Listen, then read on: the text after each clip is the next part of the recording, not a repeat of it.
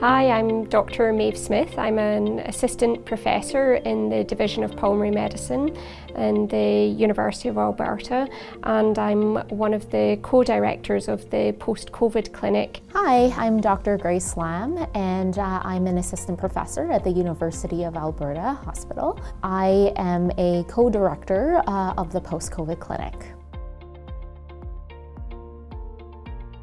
So long COVID is really a condition that we're seeing in patients who have suffered from acute COVID-19 infection, and despite having recovered from the acute infection, they are still experiencing symptoms 12 weeks from having the original infection. There's quite a wide variety of symptoms that's been reported to be associated with long COVID.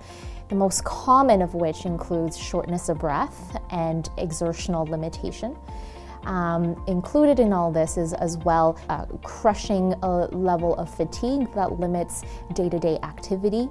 Beyond that, patients have also commonly reported disturbances with regards to their sleep, mood disturbances, as well as a number of neurologic symptoms like headaches and dizziness, as well as neurocognitive symptoms such as brain fog or difficulty finding words. And these symptoms on the whole are happening to patients that on average are in their 40s and 50s. So these are very, very uncommon, unusual symptoms for this group of patients. So really this is a clinical diagnosis, particularly at the moment. We're relatively speaking, although I know it doesn't feel it for any of us, we are fairly early on in the pandemic, in this new novel virus infection, and its long-term sequelae are just not quite yet known. In terms of diagnosing the condition, we assess patients in our clinic. They report their symptoms, they go through a number of investigations and testing. We can't do a blood draw and say, well, yes, you have this condition or you don't. It's really made clinically based on how the patients are, how they present, and tests that we do that fully and formally assess them. So tests that we do for every patient before they come to clinic includes blood work, and we're looking there at levels of inflammation in the blood. We're looking at kidney function, liver function. We're looking at different immunology measures, and you know, some of this is doing to exclude other important conditions that may be contributing to patients' symptoms or indeed causing them. We also do full lung function testing, and we also do a walk test for all patients, and that's assessing their vitals before, during and after, and looking at what happens, their oxygen levels, their heart rate and their blood pressure, as well as how much they're able to manage. So research into long COVID is really still in its infancy, and based on the different reports, observational studies that have come out across the world, there are a few commonalities that have emerged.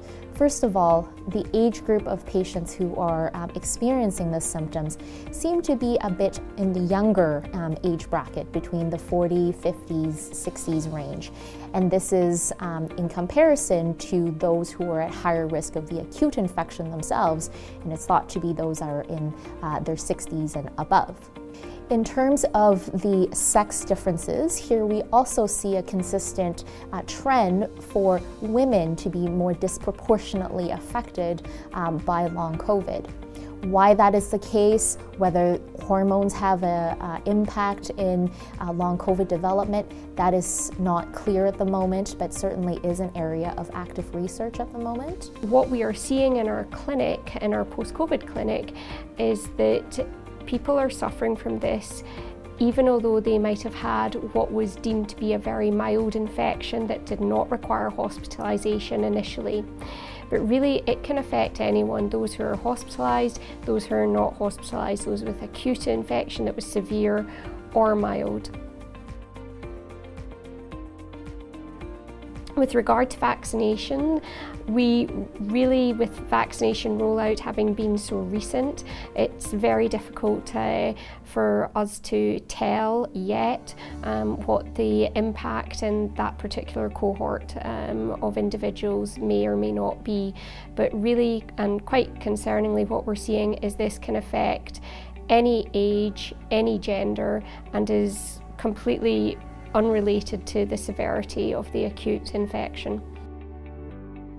One of the first and most important things to do is to have that assessment with your family doctor, your primary care physician, so that they can assess and make sure that there's nothing else that's likely to be causing you to be experiencing these symptoms. And when it's felt that it is indeed long COVID and related to that, the family doctors and primary care physicians typically refer people onto our clinic for further assessment and investigation.